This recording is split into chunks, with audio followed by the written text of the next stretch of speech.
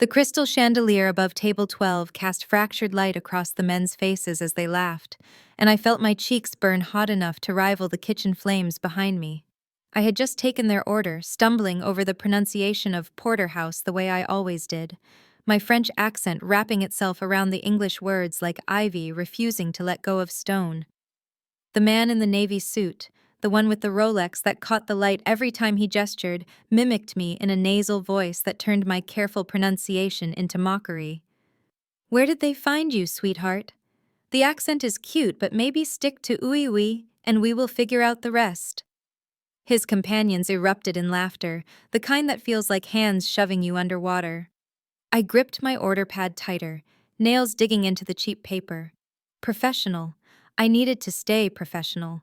This job at Lumiere paid my rent, barely, and jobs for French waitresses with culinary degrees nobody recognized were not exactly abundant in Manhattan. I forced my lips into the smile I had practiced 1,000 times in my bathroom mirror, the one that said I did not understand the insult, even though I understood every cruel syllable. "I apologize for any confusion. I will have your order to the kitchen right away." My voice came out steady. Thank God, though my hands trembled as I turned away from their table. I made it 3 steps before a different voice cut through the restaurant's gentle murmur of conversation and clinking silverware. Her accent is the most beautiful thing I have heard in months. The words were quiet, but they carried weight, the kind that made heads turn. I stopped walking. The entire restaurant seemed to stop with me. I turned slowly, looking for the source, and found him rising from the corner table I had noticed earlier, but not really seen. He had been so still, so separate from the rest of the room, that he had registered only as a presence, a shadow in expensive fabric. Now he stood, and I could not look away. Tall, perhaps 6 feet 2 inches, with dark hair silvered at the temples and eyes the color of storm clouds over the Atlantic. His suit was charcoal gray, cut so precisely it had to be custom, the kind of tailoring that cost more than I made in 6 months. But it was not the suit that made my breath catch. It was the absolute stillness in him, the sense that he could erupt into motion or remain frozen forever with equal ease. A predator, wearing civilization like a costume. Those storm-gray eyes fixed on the men at table 12, and I watched their laughter die, like candles snuffed between wet fingers. "Perhaps you gentlemen should apologize to the lady." It was not a suggestion. The temperature in the room dropped 10 degrees. The man with the Rolex opened his mouth, closed it, opened it again. No words came out. His companions studied their plates with sudden fascination.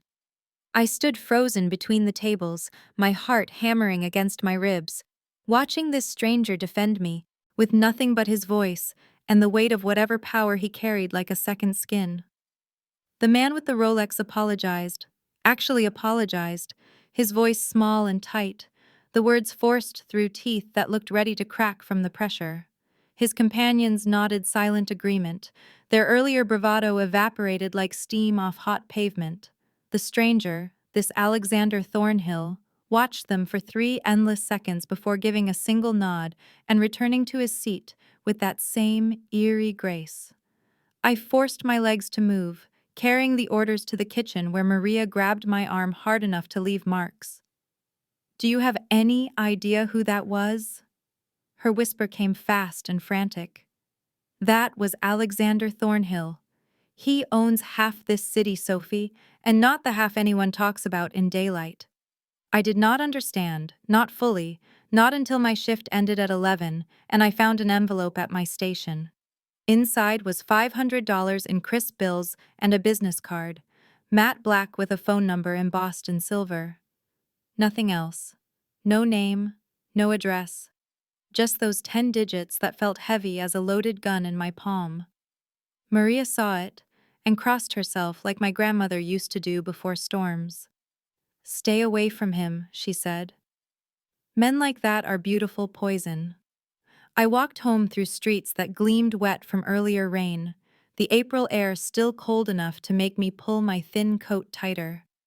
My apartment was 14 blocks north, a distance I usually enjoyed despite the hour, but tonight the shadows felt different.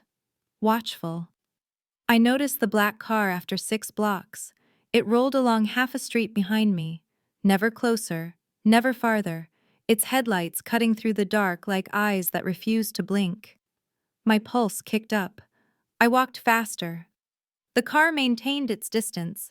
I turned down Lexington, then cut through the alley behind the closed deli, emerging on 3rd Avenue with my heart hammering so hard I could hear blood rushing in my ears.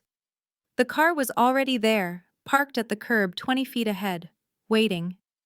The back door opened and Alexander Thornhill stepped out, still wearing that perfect charcoal suit, though he had loosened his tie. The streetlight above him flickered once, casting his face in alternating shadow and amber light. Miss Beaumont. My name and his voice did something strange to my breathing. I stopped walking because my legs made that decision without consulting my brain. How do you know my name? Your name tag? Right. Of course. I had worn it all night. I need to speak with you. His tone was not threatening, but it was not a request either. It was the voice of a man accustomed to being obeyed. About what? About the fact that those men tonight have friends, and those friends have long memories and short tempers. By defending you publicly, I painted a target on your back. He moved closer, not touching me, but close enough that I could smell his cologne, something dark and expensive like leather and smoke. You are in danger now, Sophie. May I call you Sophie? I nodded because words had abandoned me entirely. Those gray eyes held mine, and I saw something in them I had not expected. Regret, perhaps, or guilt. I can protect you, but you need to let me. I stepped back, putting distance between us even though some treacherous part of me wanted to move closer instead. I appreciate the warning, Mr. Thornhill, but I do not need protection from a criminal, no matter how well dressed. The words came out sharper than I intended, fear making me rude, but I needed the boundary between us solid and clear. Those gray eyes studied me for a long moment, and I saw no anger there, only a terrible understanding that made my stomach twist. He nodded once, a gesture that carried more weight than words. I will not force myself into your life, Sophie, but my men will watch from a distance.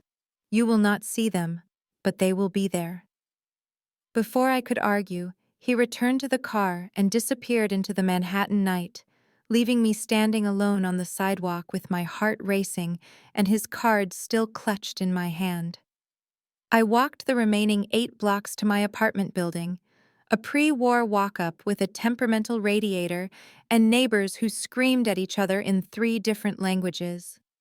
My studio was on the 4th floor, barely 400 square feet of space I had tried to make feel like home, with cheap prints from street vendors and herbs growing in chipped teacups on the windowsill. I locked the door behind me, engaged the chain, checked the window latch twice. Sleep refused to come. I lay in my narrow bed staring at the water stains on the ceiling, unable to shake the memory of Alexander's voice, the way he had defended me without hesitation, the danger coiled in him like a spring under pressure. Beautiful poison, Maria had called him. She was right. I knew she was right. But knowing and feeling were 2 different countries, and I seemed to have lost my passport somewhere between the restaurant and this moment. Morning arrived gray and cold. I showered, dressed in my spare work clothes, braided my hair with hands that still trembled slightly.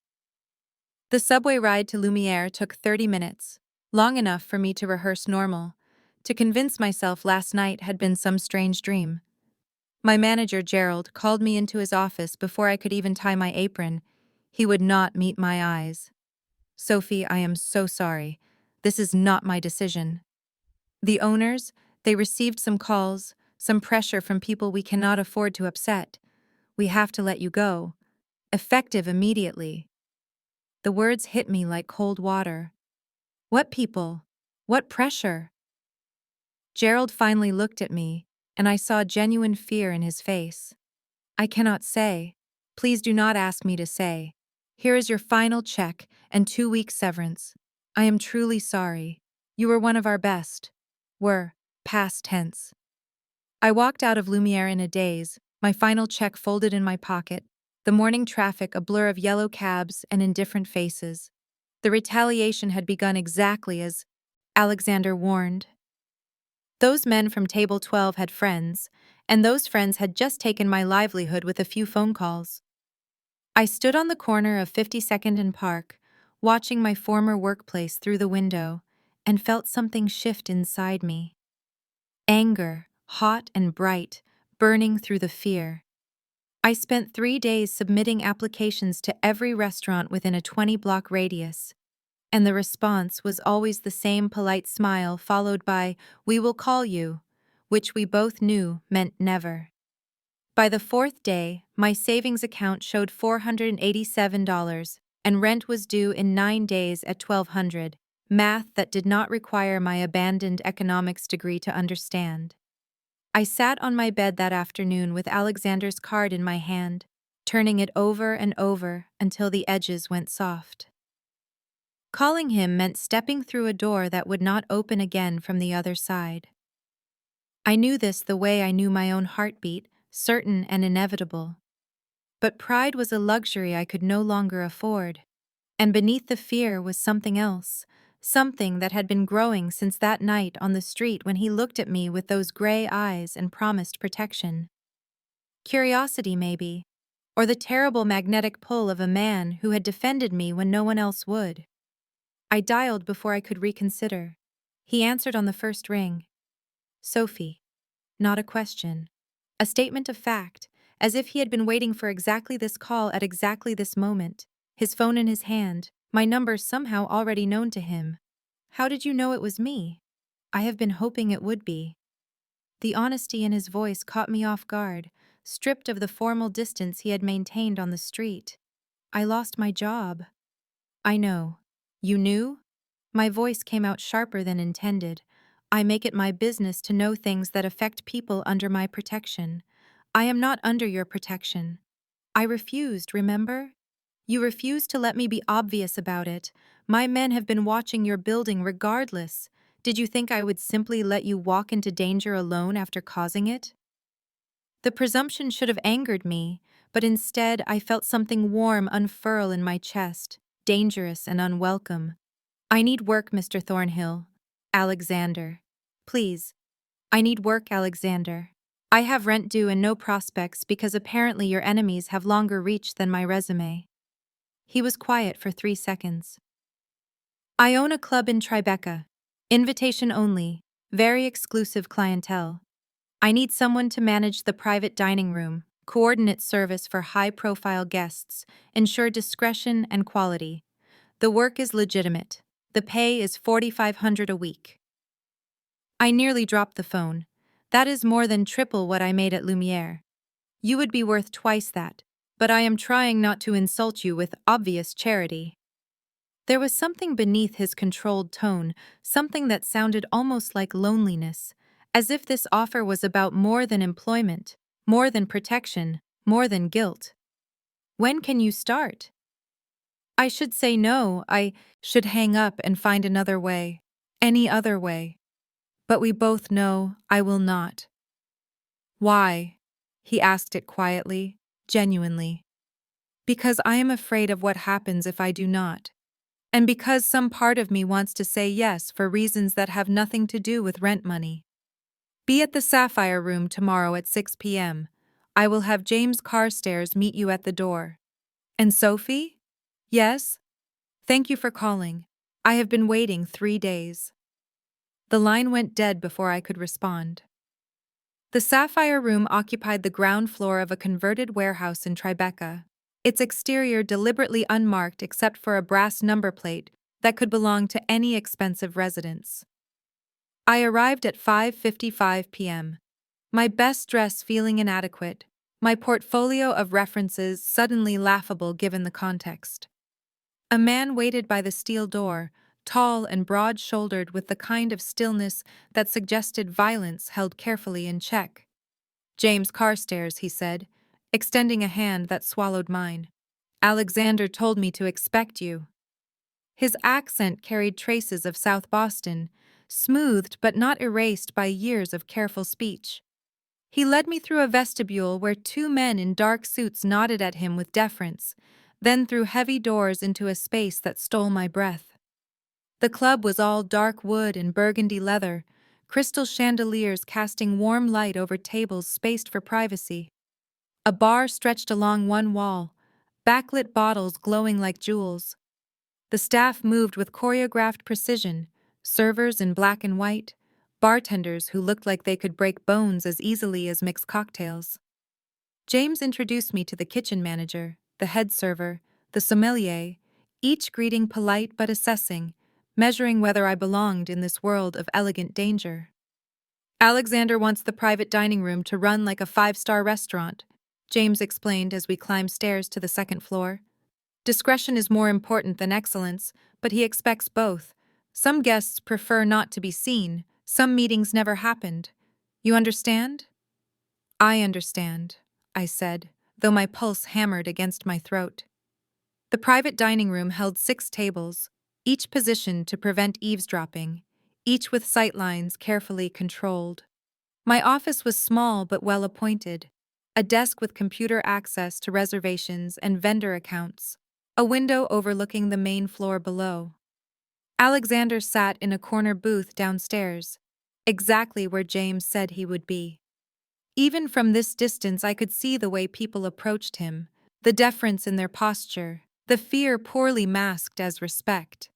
He wore a charcoal suit that probably cost more than my entire wardrobe, his dark hair touched with silver at the temples, those gray eyes missing nothing.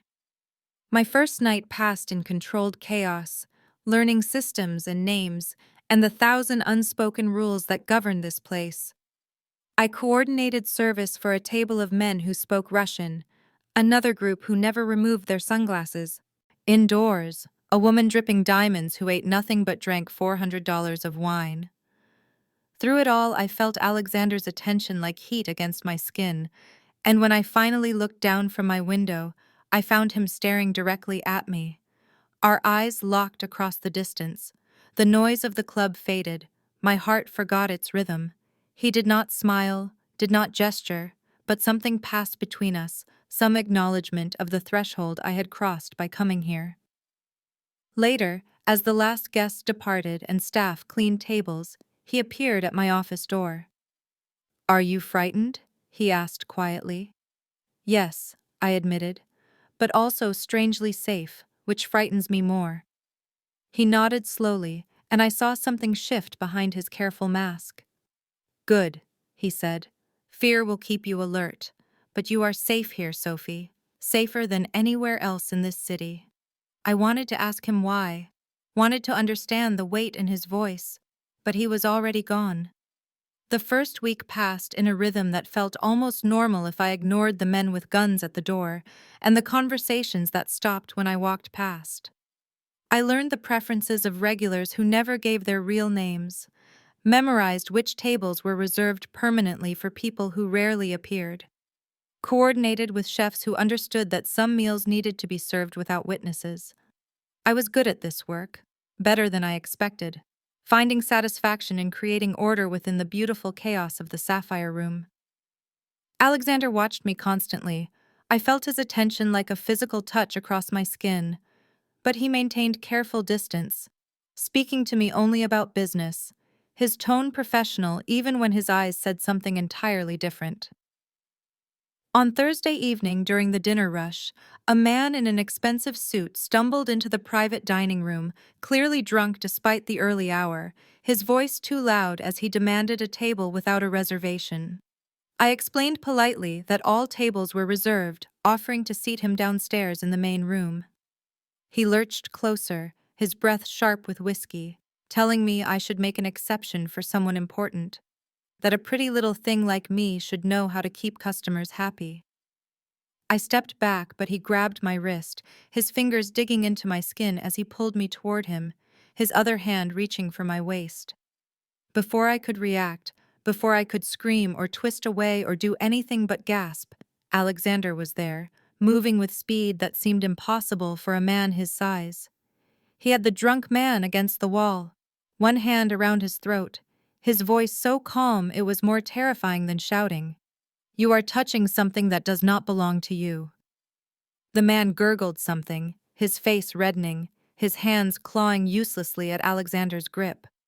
Alexander continued in that same deadly quiet tone. "I am going to release you now, and you are going to leave this building and never return. If I ever see you again, if you ever speak her name, if even think about her in the privacy of your own worthless mind, I will find you and I will take my time making you regret the day you learned to breathe. Do you understand me?" The man nodded frantically. Alexander released him and he collapsed, scrambling toward the stairs, his expensive shoes slipping on the polished floor. The dining room had gone silent, every guest suddenly fascinated by their plates. Alexander turned to me, his hand gentle as it lifted my wrist, examining the red marks already forming. "Did he hurt you?" His voice had changed completely, soft now, concerned, and I saw something in his eyes that made my breath catch. I shook my head, not trusting my voice. "He should not have touched you. No one touches you." The possessiveness in his statement should have frightened me, should have reminded me of every warning about dangerous men and the women foolish enough to stand too close to their fire. Instead, I felt heat spreading through my chest, dangerous and intoxicating. I watched violence coil in him like a living thing, ready to strike again at the slightest provocation, and I could not look away. After the last guest departed and the staff finished cleaning, Alexander appeared at my office door with a bottle of wine and 2 glasses, asking if I would stay for a drink. His tone was casual, but his eyes held something urgent, something that made refusal impossible. I followed him down to the main floor where the empty club felt different, intimate and exposed at once, the chandeliers dimmed to a warm glow that softened the edges of everything. He poured wine with steady hands, a red so dark it looked like blood in the crystal, and gestured to the booth where he conducted his dangerous business. Sitting across from him without the buffer of work or witnesses felt like crossing another threshold, one I could not uncross. He asked me about Paris, and the question surprised me with its simplicity, its genuine interest. I told him about my childhood in the 11th arrondissement. My mother's small bakery where I learned that food was love made tangible. My decision to come to America chasing dreams of culinary school and my own restaurant someday. The words came easier than expected, the wine loosening something in my chest, and he listened with an intensity that made me feel like the only person in his universe. I told him about the loneliness of starting over in a city where I knew no one, where my accent marked me as foreign and my budget kept me trapped in a studio apartment with thin walls and the constant noise of other people's lives pressing in. He watched me speak, his gray eyes never leaving my face, and I saw something shift in them when I mentioned loneliness. Some recognition that made my breath catch. When I finished, silence stretched between us, not uncomfortable but heavy with things unspoken. I asked about his life, turning the question back on him, and watched his expression close like shutters slamming down. He deflected smoothly, saying his life was boring, just business and responsibility, nothing worth discussing. But I had seen the flash of pain before he hit it, the way his jaw tightened and his fingers gripped the wineglass just a fraction harder. I pressed gently, asking if he had always lived in New York, if he had family, the kind of normal questions people ask when they want to know someone. He answered in fragments, yes to New York, no to family, his voice carefully neutral, but I glimpsed the wall around him, the fortress he had built to keep the world at a safe distance. The air between us thickened, charged with attraction neither of us acknowledged, and I wondered what it would take to breach his defenses, what it would cost me to try. He poured more wine and asked about my culinary dreams, steering the conversation back to safer territory, but his hand trembled slightly as he lifted the bottle, and I realized he was not as controlled as he appeared. We talked until 3 in the morning, the city silent outside the windows. And when he finally walked me to a car he had waiting, his hand touched my lower back with a possessiveness that sent heat through my entire body. I did not pull away. The tension arrived slowly at first, like storm clouds gathering on a distant horizon, small signs I might have missed if I had not been watching Alexander so carefully. Men came and went from his office with expressions tighter than usual. Conversations stopped abruptly when I passed, and twice I saw weapons being moved through the back hallway with less discretion than before, the hard shapes visible under jackets that did not quite conceal them. On Monday afternoon, I was checking inventory in the wine cellar when I heard raised voices above, Alexander's tone sharp with an edge I had not heard before, another man responding with equal intensity. And when I climbed the stairs, James Carstairs stood in the hallway, his hand resting on the gun at his hip in a way that looked less like habit and more like preparation. He saw me and his expression shifted to something almost apologetic, gesturing for me to follow him away from Alexander's office. And in the empty dining room, he told me quietly that I should take a few days off, go visit friends, maybe leave the city for a bit until some business matters settled down. I asked what kind of business matters, keeping my voice steady, despite the fear crawling up my spine. And James hesitated, in a way that told me the situation was worse than his careful words suggested, finally saying that a rival family was pushing into territory Alexander controlled, testing boundaries, making moves that could not be ignored. He said it would be safer if I was not here, not connected to the club or Alexander, not visible, and I understood he was trying to protect me from whatever storm was coming. Before I could respond, Alexander emerged from his office, his eyes finding mine immediately across the room, and the look on his face made my breath catch, something fierce and possessive and almost afraid. He asked what James was doing, and his lieutenant explained he was suggesting I take some time away until the situation stabilized, the words careful and reasonable. But Alexander cut him off with a single sharp gesture. "She stays." James started to argue, saying I was a civilian, that I should not be anywhere near what was coming. But Alexander stepped closer to me, his presence a wall between me and his lieutenant, his voice dropping to that deadly calm tone I had learned meant his decision was final. "She is safer where I can see her, where my men can protect her. I will not have her alone somewhere I cannot reach." James looked between us, and I saw understanding dawn in his eyes. Recognition of what I had become to Alexander, a vulnerability neither of them had planned for, a crack in the armor that enemies could exploit. He nodded slowly and left without further argument, and Alexander turned to me, his hand lifting as if to touch my face before he caught himself, the restraint visible in the tension of his shoulders. I should have been terrified, should have listened to James and run from the danger gathering like wolves around something wounded. But standing there with Alexander looking at me like I was precious and breakable and worth protecting at any cost, I felt something entirely different. Chosen. Important. His. The violence arrived on a Tuesday evening when the club was half full. The sound of shattering glass so sudden and loud that for a moment I could not process what was happening. My brain unable to reconcile the explosion of noise with the elegant dining room, where moments before, everything had been wine and quiet conversation. The window behind the bar erupted inward in a glittering spray, and someone screamed, and then came the unmistakable crack of gunfire, sharp reports that made my entire body go rigid with animal terror as people dove for cover, and more windows shattered in sequence like dominoes falling.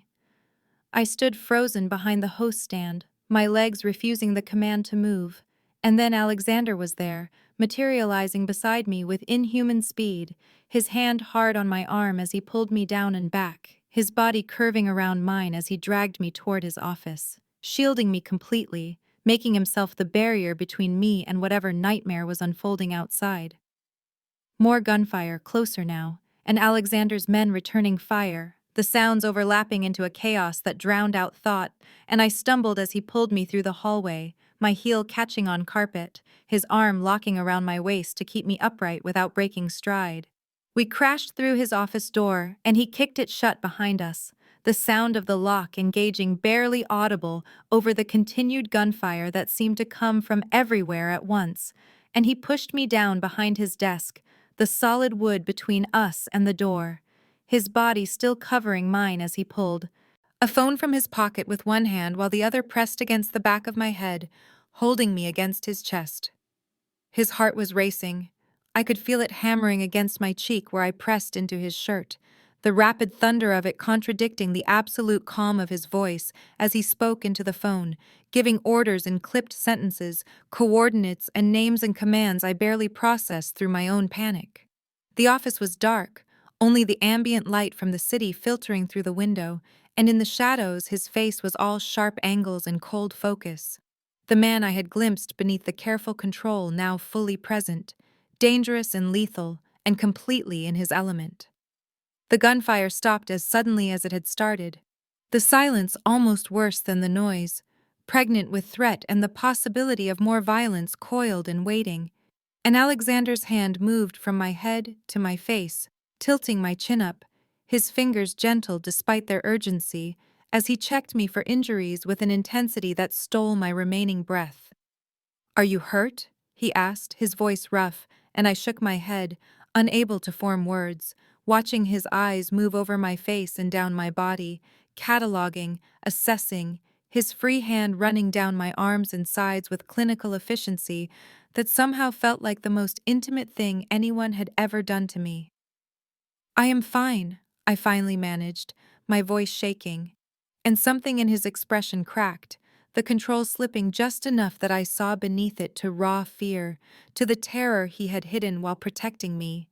And his forehead dropped to mine, his breath coming hard and fast, the phone still in his hand, but forgotten as we stayed there pressed together in the darkness, neither of us moving away even as the immediate danger passed, and voices called all clear from the hallway beyond. Alexander did not ask if I would come with him, simply stated it as fact, while his men secured the club and checked for casualties, his hand still resting on my shoulder as if he needed the physical contact to confirm I remained unharmed, saying I could not go back to my apartment, that whoever had orchestrated the attack knew too much about his operations, and certainly knew about me, and he would not risk my safety on assumptions about what they might or might not do next. I wanted to argue, to assert some independence, to pretend I was not absolutely terrified of being alone after what had just happened, but the words dissolved before I could speak them, and I simply nodded, letting him guide me through the back entrance to where a car waited with two armed men in the front seat, their eyes scanning the street with predatory alertness that made my stomach clench with renewed fear. The drive to his penthouse took 20 minutes through streets that looked surreal in their normalcy. People walking dogs and hailing taxis, completely unaware that minutes ago I had been crouched behind a desk while bullets shattered glass and tore through walls. And I watched the city pass with a strange detachment, my hands folded in my lap to hide their trembling, while Alexander made call after call, his voice that same deadly calm as he received reports and gave orders that would shape whatever retribution was already in motion. The penthouse occupied the top 2 floors of a building in Tribeca, the elevator opening directly into a space so vast and carefully designed it felt like entering another world entirely. Floor-to-ceiling windows overlooking the city, furniture that was clearly expensive but somehow still comfortable, art on the walls that even I recognized as significant, and the sheer luxury of it overwhelmed me in a way the club never had. Perhaps because this was where he lived, where he was most himself, and being here felt like crossing a threshold I could not uncross. He watched me take it in, his expression unreadable, before gesturing toward the kitchen and saying I should eat something, that shock did strange things to the body and food would help, and I almost laughed at the mundane concern after the violence we had just survived. But he was already moving through the space with efficient purpose, pulling ingredients from a refrigerator that was surprisingly well stocked, and I stood in the doorway watching as Alexander Thornhill, who commanded an empire through fear and violence, began cooking me an omelet with the casual competence of someone who did this often. We did not talk about the attack, about who might have ordered it or what would happen next. instead falling into a conversation that felt almost aggressively normal, discussing food and travel and books, discovering we had both spent time in Spain and loved the same obscure Portuguese author, our words filling the silence with anything except the danger that had driven us here. And as the night stretched toward dawn, I found myself curled into the corner of his couch, exhausted but unwilling to sleep, unwilling to let down my guard in this strange, beautiful place that smelled like him, clean and expensive and somehow comforting despite everything. He sat in the chair across from me, his tie loosened and jacket discarded, looking more relaxed than I had ever seen him. And when my eyes finally grew too heavy to keep open, I felt something warm settle over me, the weight of fabric carrying his scent. And I knew without opening my eyes that he had covered me with his jacket, a gesture so tender it made my chest ache, and I fell asleep thinking that I should be afraid of how safe I felt here, how right it seemed to be in his space under his protection. But fear felt very far away, wrapped in expensive wool that held the warmth of his body and the promise of something I was not yet ready to name. I woke to sunlight streaming through windows that stretched impossibly high, disoriented for a moment before memory returned in a rush. The gunfire and Alexander's body shielding mine, and the strange intimacy of falling, asleep in his space. And I sat up to find his jacket still draped over me, the expensive fabric wrinkled from a night serving as makeshift blanket. The penthouse was quiet, that particular silence of a large space empty except for me, and I folded the jacket carefully before standing, my body stiff from sleeping on the couch, my professional clothes from yesterday rumpled and inappropriate for morning in a place like this. I should find Alexander, thank him, figure out what happens next. But my feet carried me in the opposite direction, drawn by curiosity I could not quite justify, past the kitchen and living area to a hallway lined with closed doors, and I told myself I was just looking for a bathroom, even as I turned the handle on a door that opened into what was clearly his study. The room was darker than the rest of the penthouse, heavy curtains filtering the light, shelves of books and a massive desk and that smell of leather and paper that marked spaces where serious work happened. And I should have left immediately, should have respected his privacy. But my eyes caught on the photograph sitting on the shelf behind his desk, and my feet moved without permission, carrying me closer. The frame was silver, expensive. The photograph inside slightly faded in the way that marked it as years old. And the man in the picture was Alexander, but not Alexander, younger and smiling with an openness I had never seen on his face. His arm around a woman with dark hair and kind eyes, and in front of them a little girl, maybe 3 years old, laughing at whoever held the camera. My chest constricted, something cold sliding through my veins, because I understood what I was seeing even before I noticed the other photographs arranged nearby. A wedding photo, a hospital picture with the woman holding a newborn, a series of images documenting a life that clearly no longer existed, given the past tense implied by their careful preservation. In this room he kept closed off from the rest of his space. The door opened behind me and I spun, guilt hot on my face, expecting Alexander, but James Carstairs stood in the doorway, his expression unreadable as he took in my presence in the study, my proximity to the photographs I had no right to examine. I started to apologize, but he held up a hand, stepping into the room and closing the door behind him with a gentleness that seemed at odds with his usual military bearing. And when he spoke, his voice was quiet, almost kind. "Caroline and Emma," he said, gesturing to the photograph I had been studying. "They died 5 years ago. Car bomb meant for him. He was supposed to be driving, but had taken a different car at the last minute." He paused, watching my face as the horror of it settled into my bones, the randomness and brutality and the particular cruelty of surviving when your family did not. "Alexander died that day too," James continued. "At least the man he was died. What came back was something else, something that ruled through fear. Because he had nothing left to lose, and in 5 years I have not seen him let anyone close until you." James left me alone in the study with the weight of his revelation pressing against my chest, the photograph suddenly unbearable to look at. And I understood now why Alexander moved through the world like a man already dead. Why tenderness seemed so foreign on his features. Why my presence in his carefully controlled life represented something more dangerous than any rival family could offer. The knowledge sat heavy in my stomach for the rest of the morning, through the awkward breakfast where Alexander appeared showered and dressed in a fresh suit, his eyes searching mine with a question I could not answer because I did not know what to do with the grief I now carried for people I had never met, and the man he used to be before loss carved him into something harder. The call came just after noon, Alexander's phone buzzing with an insistence that made his entire body go still. In that way I had learned meant danger, and I watched his face close off as he listened to whoever spoke on the other end, his responses clipped and cold, and when he ended the call, his eyes found mine across the room with an expression that made my blood turn to ice. "They want a meeting," he said. "The Cordoza family, tonight at the warehouse district on the waterfront. Just me, no security, no backup, standard terms for negotiation."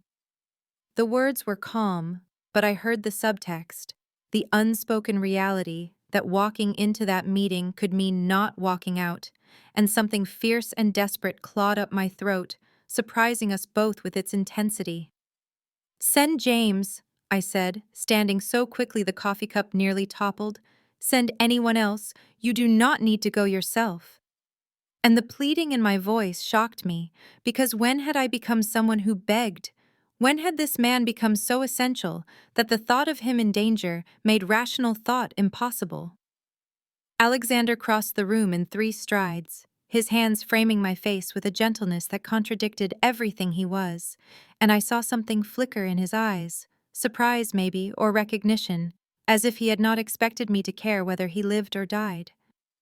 "If I send someone else, they will see it as weakness," he said quietly, his thumb tracing my cheekbone, "and the entire power structure I have built requires that I am the one they fear, the one they must negotiate with directly. Anything less and the vultures will circle." I understood the logic even as I hated it, even as my hands came up to grip his wrists, holding him there as if I could anchor him to this moment, to safety, to me. His gaze dropped to my mouth, and the air between us went thick with everything we had not said, had not acknowledged, and for a heartbeat, I thought he would kiss me, thought he would finally cross that last distance we had been circling for weeks.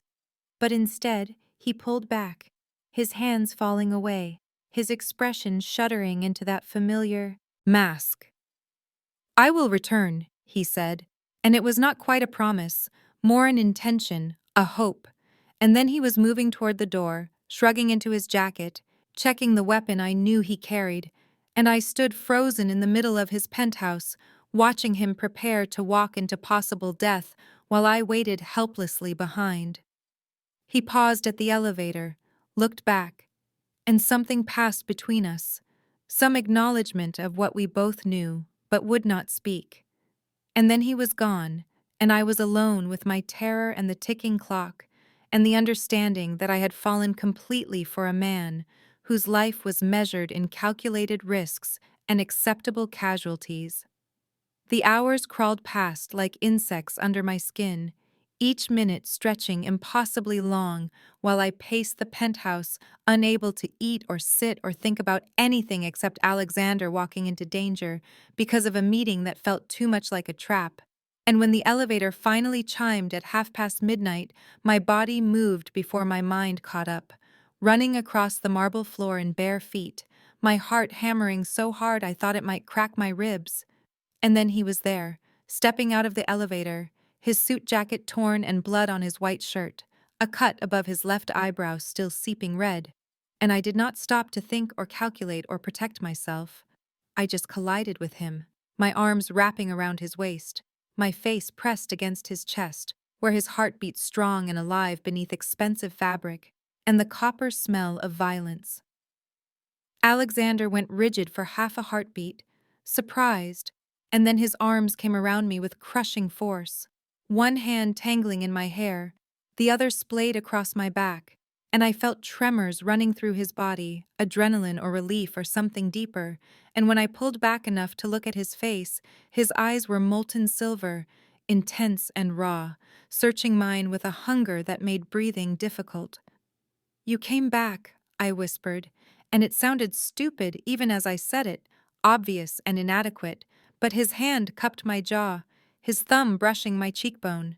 And the tenderness in that gesture unmade something in my chest, some last wall I had been maintaining between us, and when he lowered his mouth to mine, I rose to meet him halfway. The kiss was not gentle, not the careful exploration of two people testing boundaries, but the desperate collision of two people who had survived something terrible and needed to confirm they were still alive, still capable of feeling, and his hands were in my hair, and mine were fisted in his ruined shirt, pulling him closer, closer, trying to erase every millimeter of space between us, and I tasted blood on his lip, copper and salt, and did not care about anything except the solid reality of him against me, the heat of his mouth, the way he kissed me like I was air, and he had been drowning. He pulled back abruptly, his breathing ragged, his forehead resting against mine, and when he spoke his voice was rough, scraped raw with something that sounded like pain. "You deserve better than this," he said. "Better than me. Better than a life where you spend nights wondering if I will come home." And I felt fury rise hot and bright in my chest. Fury at his nobility, his assumption that he could decide what I deserved, what I could handle. "I am not a fool," I said, my hands gripping his face, forcing him to look at me, to see me. "I know what you are. I know the blood on your hands. I know the empire you built on violence and fear. And I am choosing you anyway. Do you understand? I am choosing this." He stared at me like I was speaking a language he did not know, like the concept of being chosen, despite everything he was, had never occurred to him as possible. And I saw the exact moment something cracked in his careful control, some dam he had built 5 years ago, finally breaking under pressure. "There is no safety in loving me," he said, and it was both warning and confession, and I laughed, the sound bitter and true, and told him I stopped feeling safe the moment he defended my accent in that restaurant. That safety was an illusion I had lost the night I realized I would rather have dangerous truth than comfortable lies, and I would not go back even if I could. The weeks that followed blurred together in a way that felt both disorienting and inevitable. Mornings waking in Alexander's bed with sunlight streaming through floor-to-ceiling windows, his arm heavy across my waist, possessive even in sleep. And I learned the geography of his body. The scars that mapped a violent history he explained in quiet voices against my skin, each mark a story of survival, of choices made in impossible moments. I moved through his world with a confidence that surprised us both, no longer the frightened waitress, but something harder, sharper. And when James briefed Alexander on territorial disputes, I sat in the leather chair across from his desk and listened, asking questions that made both men exchange glances, respect dawning slowly in their eyes. Alexander taught me the brutal economics of his empire, explaining how territory translated to income, how alliances shifted like sand, how violence was sometimes the only language certain men understood, and I absorbed it all, memorizing names and boundaries and the complex web of debts and obligations that held his world together. I refused to be sheltered, to be the delicate thing kept behind walls, and when he tried to exclude me from a meeting with the Calabrese family, I told him flatly that if I was in this life, I needed to understand all of it, and he stared at me for a long moment before nodding once, an acknowledgement that I was choosing this with open eyes. The underworld noticed, of course, the whispers spreading through backroom meetings and late-night phone calls. Alexander Thornhill's weakness finally exposed, a French girl with no connections and no protection except what he provided. And I saw the calculation, in eyes that watched us, the way men assessed whether I made him vulnerable or whether loving me had made him more dangerous, unpredictable in ways a cold, strategic mind never was. But I gave him something he had lost: lightness, moments of laughter in the midst of darkness, and I watched him remember how to smile without the edge of cruelty, how to touch without violence underlying every gesture. And when I cooked in his massive kitchen, filling the penthouse with the smells of my childhood, garlic and butter and wine, he would lean against the counter and watch me with an expression that made my hands tremble: wonder and possession, and something tender braided together.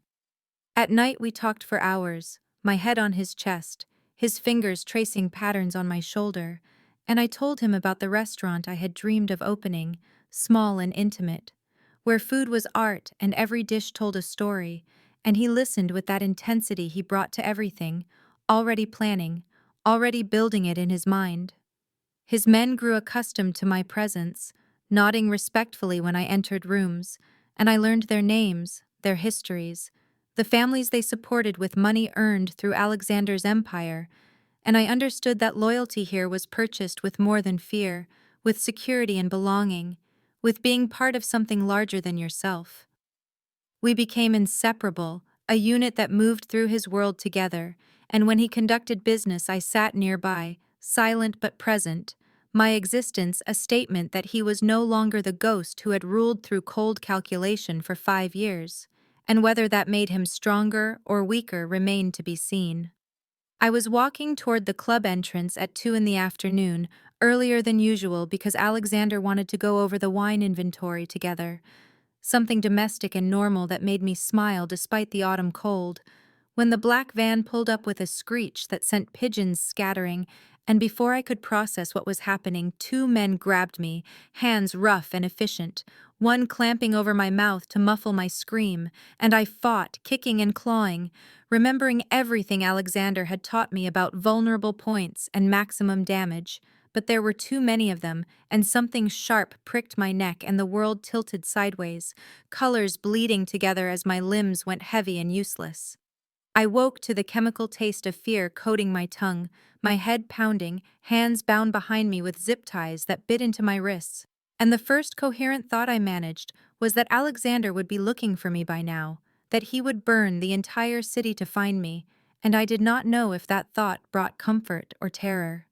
The room was concrete and cold, some kind of warehouse from the smell of rust and old motor oil, and footsteps echoed across the floor, expensive shoes clicking against concrete, and when the man came into view, I saw someone around Alexander's age, well, dressed, handsome in a cruel way, with eyes that held the kind of madness that came from nursing grudges until they consumed everything else.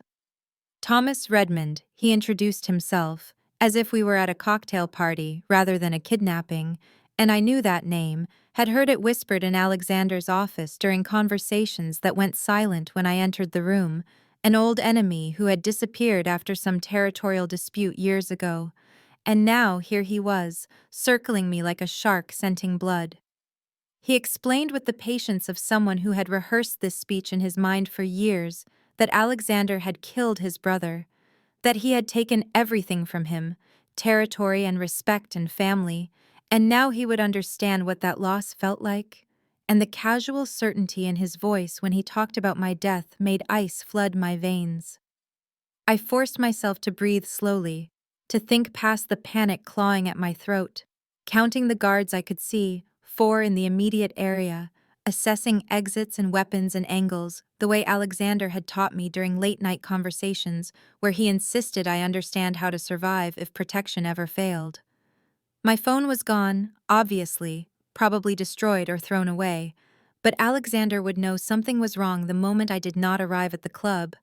He would already be mobilizing resources, calling in every favor and debt, and I needed to stay alive long enough for him to find me, needed to be smart rather than emotional. Redmond pulled out his phone and took a photo of me, bound and terrified, and I saw the exact moment he sent it. The small smile of satisfaction crossing his face, and I knew Alexander was seeing it now, wherever he was, seeing me helpless, and knowing that his love had painted a target on my back that his enemies would never stop aiming for. Time became elastic in that warehouse, stretching and compressing in ways that made no sense, And I forced myself to catalog every detail the way Alexander had taught me during those late-night conversations about survival. 4 guards that I could see, though there might be more in the shadows. Exits on the east and west walls, but both surely locked. Windows too high and narrow to reach, and weapons visible on 2 of the men, handguns and shoulder holsters that gleamed dully under the fluorescent lights that hummed overhead with a sound that scraped against my nerves. Redmond kept circling, a predator enjoying the hunt, and he talked about his brother with the kind of obsessive detail that spoke of years spent nursing this hatred, polishing it until it became the core of his identity. How Marcus had been the smart one, the one with vision. How Alexander had executed him over some territorial dispute that Redmond described as a misunderstanding, though I knew enough now to recognize the sanitized version of violence, the way men rewrote history to justify their vengeance. He wanted me to beg, I realized, wanted me to break down and plead for my life so he could send that image to Alexander along with my corpse, one final humiliation before the end. But I would not give him that satisfaction, would not let Alexander's last memory of me be weakness and despair. Instead, I focused on the zip ties cutting into my wrists, testing their strength with small movements that I hoped looked like trembling, fear that Redmond would expect. And I felt a tiny bit of give, not much but enough to work with, and I started systematically working my hands, rotating my wrists in minuscule increments, ignoring the burn as plastic bit deeper into skin. Alexander would come, I knew that with absolute certainty, knew he was already moving heaven and earth to find me, calling in every debt and favor, mobilizing his entire organization, and I just needed to stay alive until he arrived, needed to be ready to act when chaos erupted because it would erupt, violence following Alexander like a shadow, and I would not be a passive victim waiting for rescue. Redmond checked his phone and smiled, that expression of satisfaction that made my stomach clench, and he turned the screen toward me so I could see Alexander's response. Not words, but a photo. Redmond's warehouse on the waterfront burning, black smoke billowing into the afternoon sky, and Redmond's smile vanished, replaced by cold fury, the mask of civility dropping away to reveal the madness underneath. He started shouting orders and the guards scrambled, tension crackling through the space, and in the confusion I worked harder at the zip ties, feeling them loosen fractionally, blood slicking my wrists now, which actually helped, making everything slippery, and I thought about Alexander's hands on my face, the way he looked at me like I was something precious and breakable, and I would not let him lose someone else he loved, would not let him retreat back into that cold ghost he had been before me. Redmond grabbed my chin, forcing me to look at him, and told me that Alexander had just signed my death warrant, that every hour he delayed was another hour of suffering I would endure, and I looked him in the eye and said in the steadiest voice I could manage that Alexander would kill him, that coming after me was the last mistake he would ever make, and Redmond hit me, the crack of his palm against my cheek echoing through the warehouse, but I smiled through the pain because I heard it then, distant, but growing closer, the sound of engines approaching fast. The warehouse doors exploded inward with a crash that shook dust from the rafters, and gunfire erupted immediately, the staccato rhythm of automatic weapons creating a symphony of destruction that made my ears ring and my heart leap with equal parts terror and hope, and Redmond dove for cover while his guards returned fire, muzzle flashes lighting the dim space like lightning, and I threw myself sideways off the chair, hitting the concrete hard enough to knock the breath from my lungs, but finally feeling the zip ties give way completely, my hands suddenly free and scraped raw and bleeding but mobile. Smoke grenades hissed and filled the warehouse with choking gray clouds that burned my throat and stung my eyes. And through the chaos, I heard Alexander's voice cutting through the gunfire like a blade, cold and commanding, directing his men with the precision of someone who had orchestrated violence so many times it became choreography, and I crawled behind a stack of crates, making myself as small as possible while my freed hands searched for anything I could use as a weapon. The firefight lasted seconds that stretched into eternity, guards falling under the coordinated assault of Alexander's men, who moved like shadows through the smoke, professional and lethal, and I saw James Carstairs appear through the haze, his weapon tracking targets with mechanical efficiency, and then I saw him, Alexander, moving forward with a gun in each hand, and an expression of such cold fury that even through my relief I felt a shiver of recognition at the man he became when someone threatened what he loved. Redmond emerged from behind a concrete pillar with his own weapon raised, and everything slowed down in that horrible way that moments of crisis have. And I saw the barrel tracking toward Alexander's back while he fired at another guard, and I screamed his name with everything in me, a warning and a prayer, and a declaration all at once, and Alexander spun with inhuman speed, both guns coming up, and the shots rang out so close together they sounded like one prolonged crack of thunder. Redmond stumbled backward, red blooming across his chest, his weapon clattering to the concrete, and he fell in a way that looked almost graceful, almost peaceful. And then Alexander was running toward me, shoving his guns into James's hands without looking, his entire focus narrowed to where I crouched, shaking behind the crates. He dropped to his knees in front of me, and his hands were on my face, my shoulders, my arms, checking for injuries with a thoroughness that bordered on frantic. And I had never seen him lose his composure before, had never seen his hands shake or heard his breathing turn ragged and uncontrolled. And when he found the zip tie marks on my wrists and the bruise blooming across my cheek where Redmond had hit me, something broke in his expression. He pulled a knife from his belt and cut the remaining plastic still dangling from my wrists, with movements so gentle they contradicted the violence still smoking in the air around us. And then he was pulling me against his chest, one hand cradling the back of my head while the other wrapped around my waist, holding me so tightly I could barely breathe. But I did not care, because I was alive, and he was alive, and nothing else mattered in that moment. The penthouse had never felt like a sanctuary before, but as Alexander carried me through the door with James and two other men flanking us for security, the space transformed into something sacred, a place where the violence could not reach, and the trembling that had started in the car finally overtook me completely. He set me down on the leather sofa with a gentleness that seemed impossible from hands that had just killed men, and then he was moving through the space with controlled urgency, checking every window and door, speaking in low tones to James, who positioned men at strategic points before disappearing, to coordinate the inevitable fallout from what had happened at the warehouse. Word would be spreading through the city already, the story taking on mythic proportions with each retelling, how Alexander Thornhill had gone to war over a woman, how he had burned Redmond's empire to ash in a single afternoon, how anyone who touched Sophie Beaumont signed their own death warrant in blood and fire. I watched him move and saw the way tension still coiled through his shoulders, the way his eyes kept tracking back to me, as if confirming I was real and whole and still breathing. And when he finally settled beside me on the sofa, he did not speak immediately, just reached for my wrists with shaking hands that betrayed the control he fought so hard to maintain.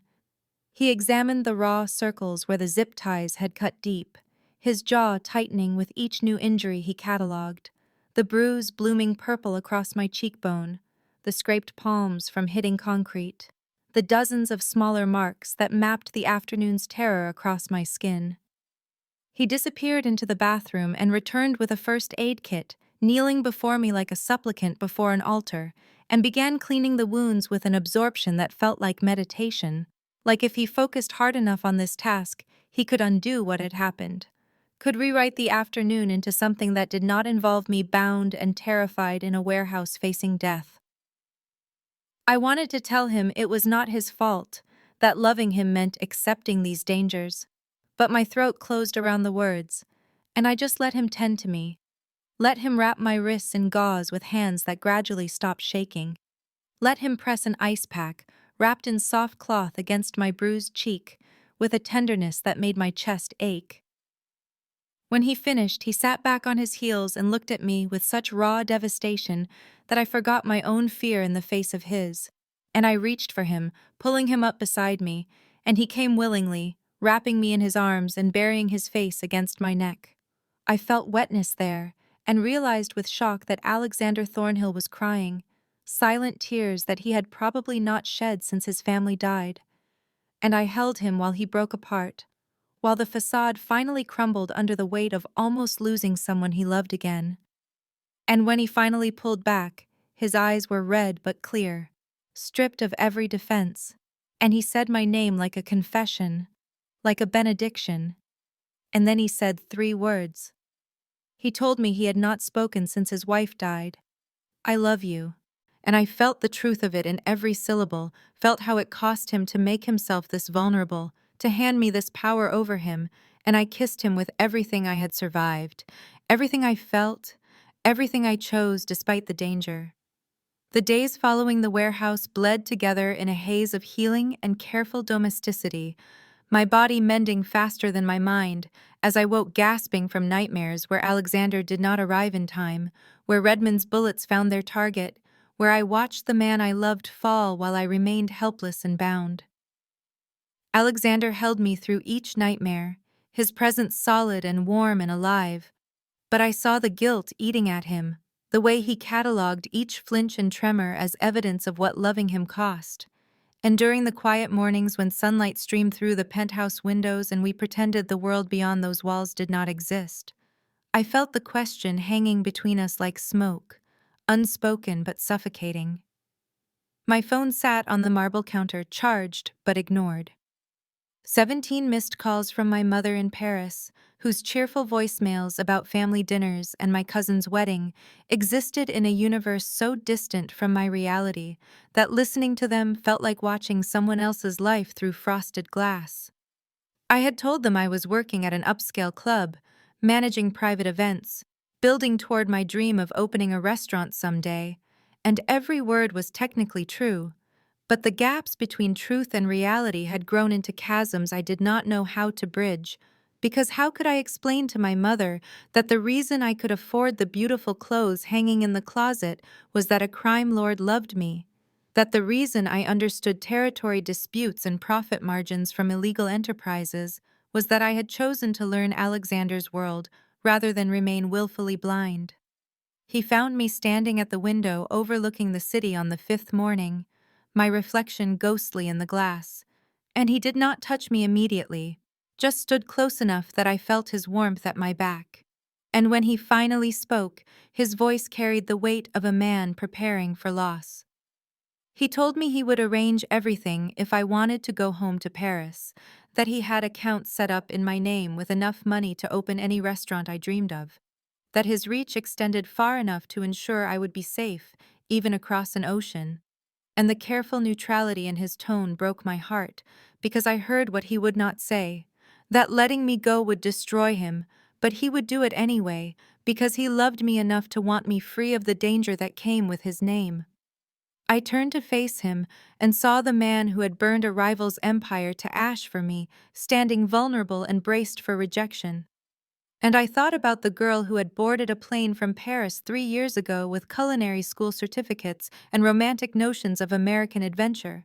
How she had imagined success would look like Michelin stars and critical acclaim and safety. How she had never once imagined it would look like this. Like a penthouse fortress and a man whose hands dealt death but touched me like I was something sacred. Like a love that came with bodyguards and blood, and the constant awareness that tomorrow was never guaranteed.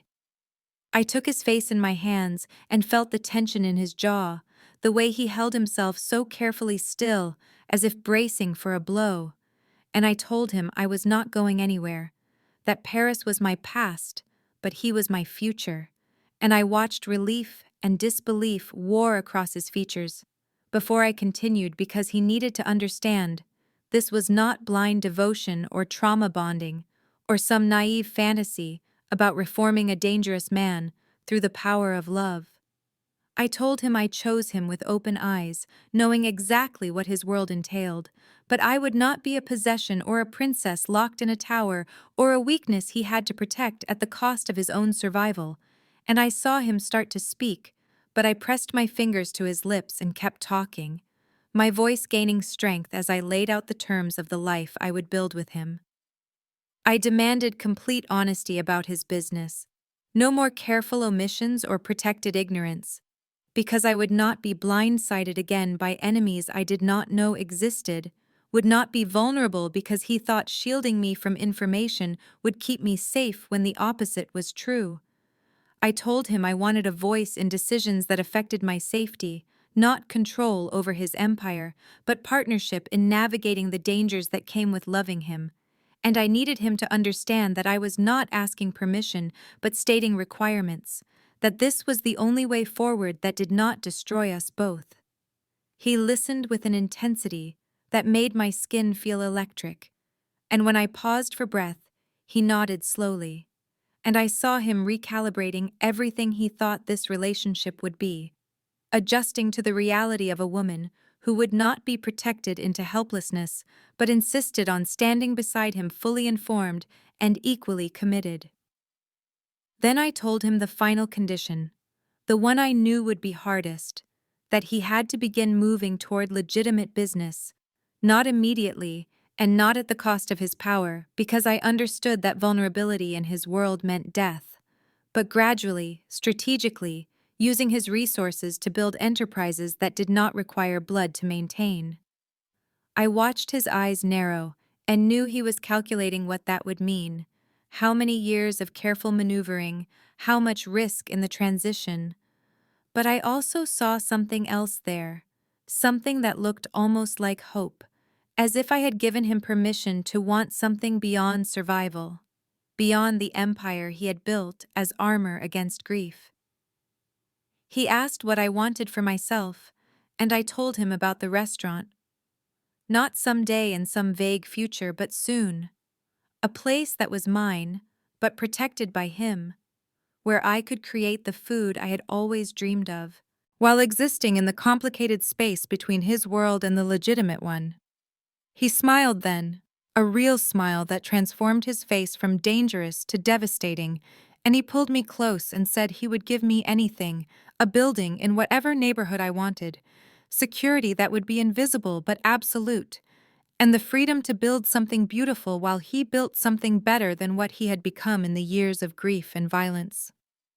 I asked if he truly believed he could change, and he said he did not know, but for me he would try, that I made him want to be more than the ghost who had walked through 5 years barely living, and we began planning right there with me still bruised and him still stained with blood, mapping out a future that honored both the darkness he came from and the light I insisted on carrying into it.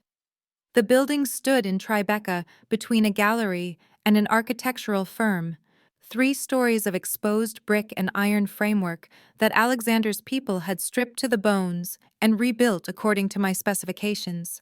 And when I stood on the sidewalk 8 months after Thomas Redmond died in that warehouse, I looked up at the discreet gold lettering that spelled Beaumont, in a font I had chosen myself, and felt the surreal collision of every impossible thing that had led to this moment. The restaurant opened on a Thursday in April, with reservations booked solid for 3 months, food critics and society figures and carefully vetted members of Alexander's world all converging on the space I had designed to be elegant without pretension, intimate without being small, a place where my French grandmother's recipes met modern technique, and everything I had dreamed of during long shifts at other people's restaurants finally belonged to me.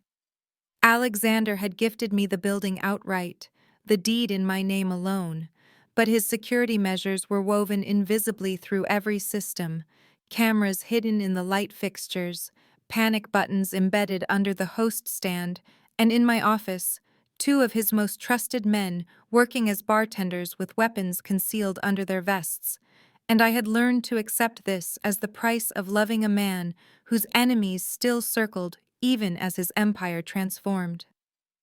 The reviews came fast and glowing, critics praising the braised short ribs that melted like butter and the lemon tart that managed to be both classic and innovative.